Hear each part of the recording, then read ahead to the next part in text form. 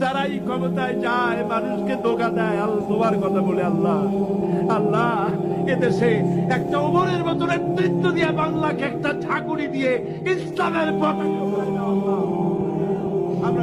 আমরা ক্ষমতায় গিয়ে আমরা অনেক কিছু করব তা চাই না।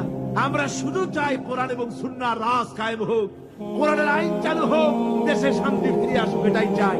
আল্লাহ সরকারকে কথা বোঝার তৌফিক দাও।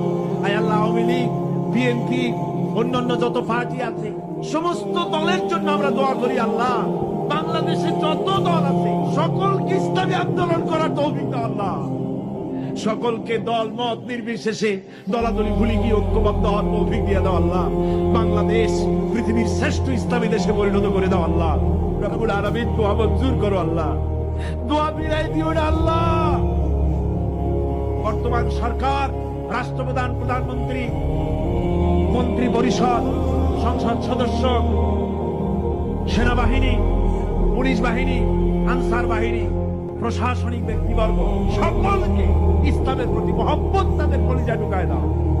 বাংলাদেশে যত সাংবাদিক আছে সমস্ত সাংবাদিকদেরকে বোঝার তৌফিক দাও, ইসলাম ছাড়া উপায় নাই, একথা বোঝার তৌফিক দাও। আমরা সকলের জন্য দোয়া করি, ছাত্র, শিক্ষক, মেহনতি জনতা, রাজনৈতিক দল, সবার জন্য দোয়া করি। আল্লাহ সকলকে ইসলামে আসার তৌফিক দান করে দাও।